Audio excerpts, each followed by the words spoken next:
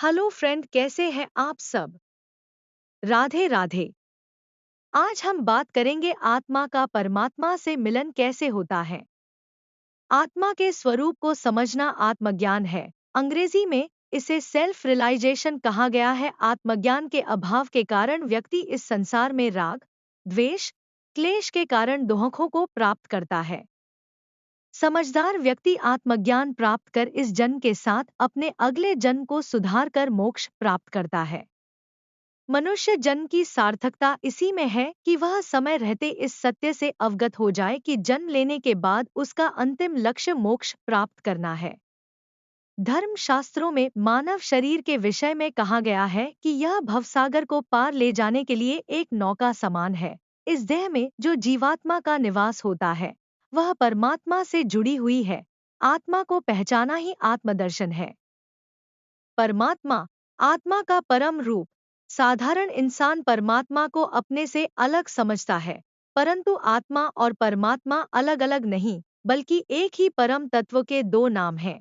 अंतर सिर्फ इतना है कि परमात्मा आत्मा का परम रूप है। परम का अर्थ है संपूर्ण या विराट। आत्मा और परमात्मा को हम जल की एक बूंद और अथाह समुद्र के रूप में समझ सकते हैं। आत्मा उस परम तत्व की एक बूंद और परमात्मा उस परम तत्व का अनंत लहराता समुद्र है।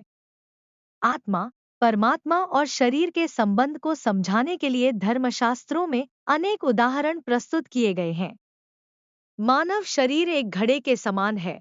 इसके अंदर आत्मा उसी प्रकार से विद्यमान है जैसे घड़े के अंदर समाया हुआ विराट सागर। एक घड़ा लेकर जब हम उस घड़े में सागर से पानी भरेंगे तो घड़े के अंदर समाये जल को ही हम आत्मा कहेंगे और इसके बाहर स्थित अथाह समुद्र को परमात्मा। परमात्मा का अंश आत्मा शरीर रूपी घड़े के अंदर उसी प्रकार से विद्यमान है जैसे अनंत समुद्र की कुछ बूंदों को घड़े के अंदर भरा हो। इस दृष्टांत को समझने के लिए कबीरदास जी ने कहा है, जल में कुंभ, कुंभ में जल है, बाहर भीतर पानी। फूटा कुंभ, जल जल ही समाना, यह तत् कहो ज्ञानी। अपने शरीर को यदि हम एक घड़ा मान ले तो हमारी इंद्रियां, मन एवं अहंकार उसकी मोटी दीवारें हैं। जिस क्षण किसी भी कारण से घड़े की दीवार टूट जाती है उसी समय मनुष्य की आत्मा परम तत्व में विलीन हो जाती है। संसार में जो कुछ भी है, चाहे वो सूक्ष्म हो या स्थूल, सब परमात्मा ही है। परमात्मा रूपी ऊर्जा के बिना ब्रह्मांड का संचालन असंभव है।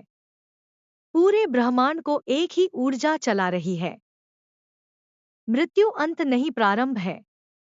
धर्मशास्त्रों में शरीर को आत्मा का कारावास कहा गया है।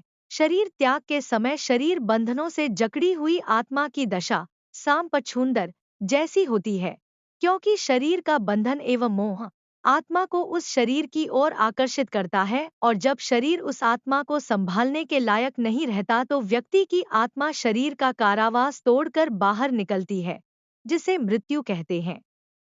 किसी भी व्यक्ति की मृत्यु होने पर दुनिया वाले उस व्यक्ति का अंत मान लेते हैं, परंतु धर्मशास्त्रों के अनुसार मृत्यु अंत नहीं, प्रारंभ है।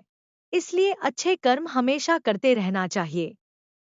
आत्मा अजर, अमर, अविनाशी है, जो ईश्वरीय विधान के अनुसार पृथ्वी पर विभिन्न योनियों में जन्म लेती है। मनुष्य जन्म लेने के बाद आत्मा का परम उद्देश्य मोक्ष की ओर अग्रसर होना है।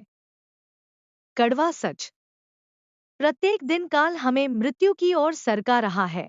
सारा संसार धीरे धीरे मृत्यु की ओर सरक रहा है। समय रहते जाग जाना ही मनुष्य जीवन की सार्थकता है।